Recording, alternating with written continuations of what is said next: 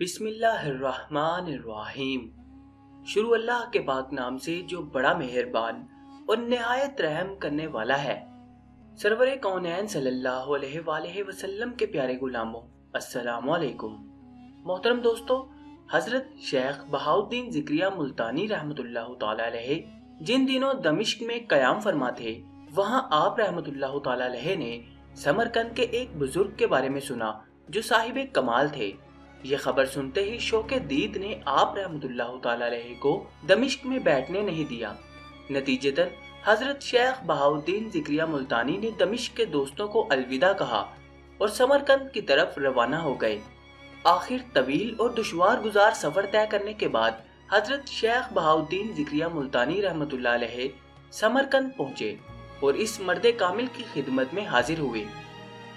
کسی تاریخ سے یہ پتہ نہیں چلتا کہ ان بزرگ کا نام کیا تھا اور وہ کس روحانی سلسلے سے تعلق رکھتے تھے۔ بہرحال جب حضرت شیخ بہاؤالدین ذکریہ ملتانی رحمۃ اللہ علیہ بزرگ کی خدمت میں پہنچے تو ان پر استغراق کی کیفیت طاری تھی۔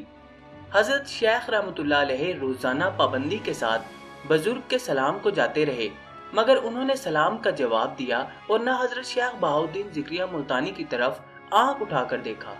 اگر کوئی دوسرا شخص ہوتا تو بزرگ کی مجذوبانہ حالت دیکھنے کے بعد مایوس ہو کر واپس چلا جاتا، لیکن حضرت شیخ رحمۃ اللہ علیہ کے پائے استقامت میں نہ لرزش آئی اور نہ صبر کے دامن کو اپنے ہاتھ سے چھوڑا۔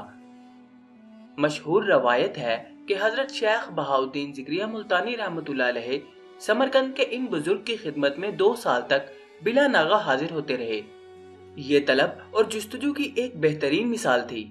آخر 2 سال کے طویل عرصے کے بعد وہ بزرگ ہوش میں آئے۔ حضرت شیخ بہاؤالدین ذکریہ ملتانی رحمۃ اللہ علیہ اسی ساعت مبارک کے منتظر تھے۔ والہانہ انداز میں آگے بڑھے اور دستِ بوسی کی سعادت حاصل کی۔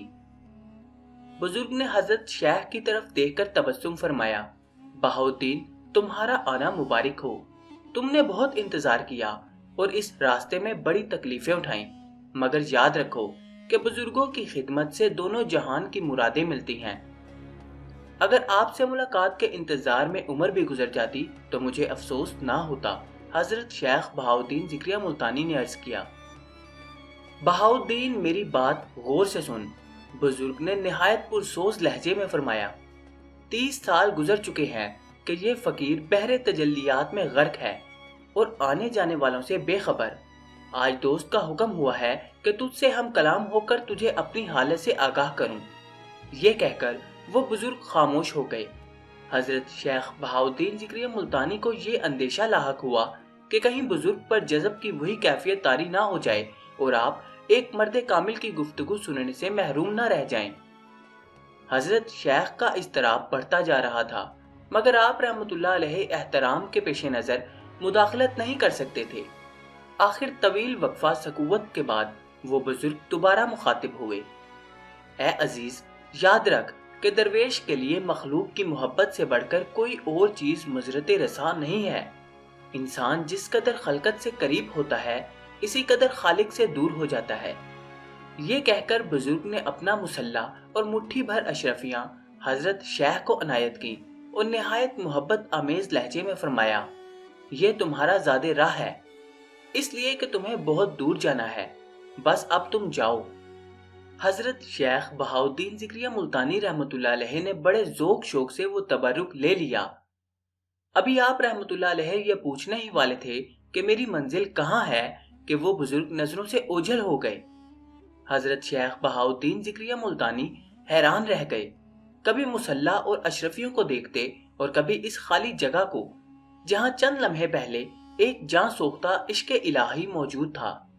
پھر آپ رحمۃ اللہ تعالی علیہ نے ایک آہ سرد بھری، گویا زبان حال سے کہہ رہے ہوں، ہم نے جی بھر کے پھول کے چہرے کو دیکھا بھی نہیں کہ بہار ختم ہو گئی۔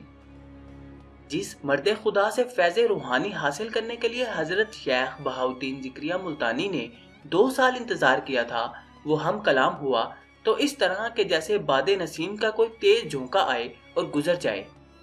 بعض روایتوں میں درج ہے کہ ان بزرگ کے اچانک غائب ہو جانے سے حضرت شیخ کو شدید صدمہ پہنچا تھا۔ مرشد کامل کی جستجو میں آپ رحمۃ اللہ تعالی علیہ جس اضطرابی کیفیت سے دوچار تھے اس میں مزید اضافہ ہو گیا تھا۔ پھر مرشد کامل کی جستجو میں آپ کو ان بزرگ کے آخری الفاظ یاد آتے، بہاؤالدین تمہیں بہت دور جانا ہے۔ ان الفاظ کا اعجاز مسیحائی یہ تھا کہ حضرت شیخ بہاؤالدین ذکریہ ملتانی کے دل میں نئی تڑپ پیدا ہو جاتی اور آپ رحمت اللہ علیہ نئے حوصلے کے ساتھ سرگرم سفر ہو جاتے۔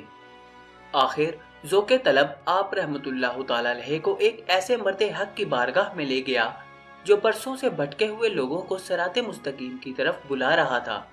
یہ تھے مشہور بزرگ اور سلسلہ سہروردیہ کے بانی حضرت شیخ شہاب الدین عمر سہروردی رحمت اللہ تعالی علیہ۔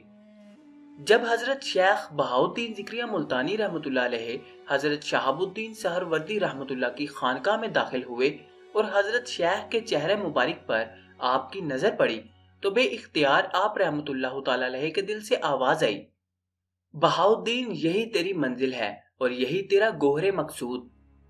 کچھ دیر تک آپ رحمت اللہ تعالی علیہ پر جذب کی سی کیفیت طاری رہی، پھر آپ رحمت اللہ علیہ بڑے والہانہ انداز میں حضرت شیخ شہاب الدین عمر سہروردی کی طرف بڑھے اور اس مرد جلیل کے سامنے خم ہو گئے، دستے بوسی کی سعادت حاصل کی اور گلوگیر آواز میں یہ شعر پڑھا، میں آج تیرے عشق میں گرفتار نہیں ہوا ہوں بلکہ یہ اسیری تو روز ازل سے میرا مقدر ہے۔ حضرت شیخ شہاب الدین سہروردی رحمت اللہ تعالی علیہ نے یہ شعر سنا تو حضرت ذکریہ ملتانی رحمت اللہ تعالی علیہ کو اٹھا کر گلے سے لگا لیا۔ شیخ میں بہت تھک گیا ہوں۔ حضرت ذکریہ ملتانی رحمت اللہ علیہ اس طرح رو رہے تھے جیسے کوئی بچھڑا ہوا بچہ باپ کے سینے پر سر رکھ کر گریہ ازاری کرتا ہے۔ فرزند ہم بھی تمہاری فراق میں تڑپ رہے تھے۔ حضرت شیخ شہاب الدین سہروردی رحمت اللہ تعالی علیہ نے تسلی دیتے ہوئے فرمایا، خلا کے عالم کا یہی انتظام ہے، فراق کے بعد وصال اور وصال کے بعد فراق۔ اس کا شکر ادا کرو کہ اسودہ منزل ہو گئے، ورنہ بے شمار لوگ راستے ہی میں پیاسے مر جاتے ہیں۔ آخر حضرت شیخ شہاب الدین سہروردی رحمت اللہ تعالی علیہ نے اس بے قرار عشق کو اپنے حلقہ ارادت میں شامل کر لیا، جس نے مرشد کامل کی جستجو کے لیے اپنی حیات عزیز وقف کر دی تھی۔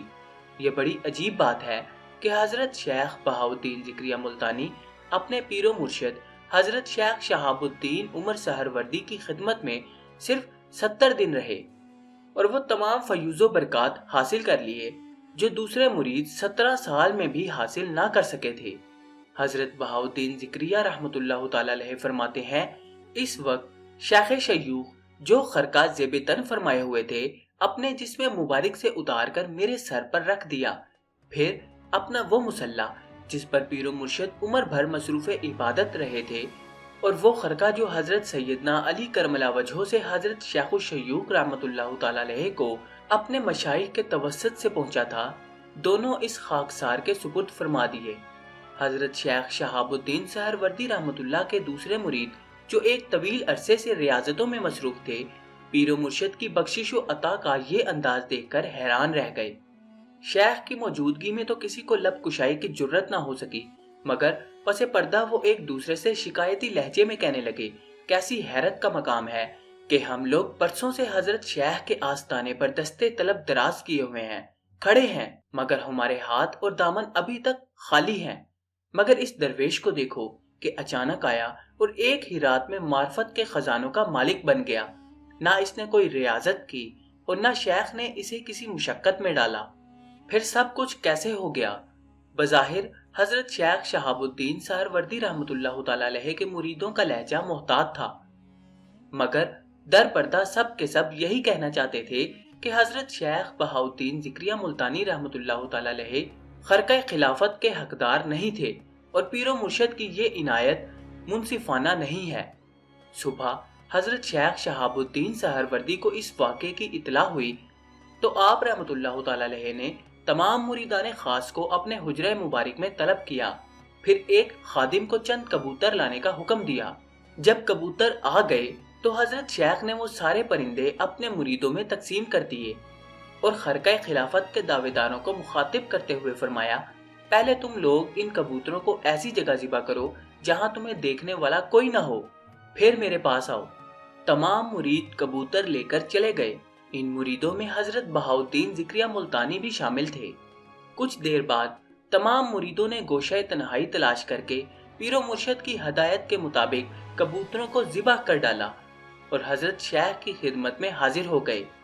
خدام شدید حیرت کے عالم میں ایک دوسرے کا منہ دیکھ رہے تھے اور ان کی آنکھیں حضرت بہاؤالدین ذکریہ ملتانی کو ڈھونڈ رہی تھی، جو ابھی تک پیر و مرشد کی خدمت میں حاضر نہیں ہوئے تھے۔ سامعین محترم، اس ویڈیو کا اگلا قصہ اگلی ویڈیو میں بیان کیا جائے گا۔ تفصیلات سے آگاہ رہنے کے لیے ہمارے چینل کو سبسکرائب کر کے ساتھ موجود گھنٹی کے بٹن کو لازمی دبا دیں۔ اب آپ سے ملاقات ہوگی انشاءاللہ تعالی اگلی ویڈیو میں۔ تب تک کے لیے اپنا خیال رکھیے گا۔ اللہ حافظ۔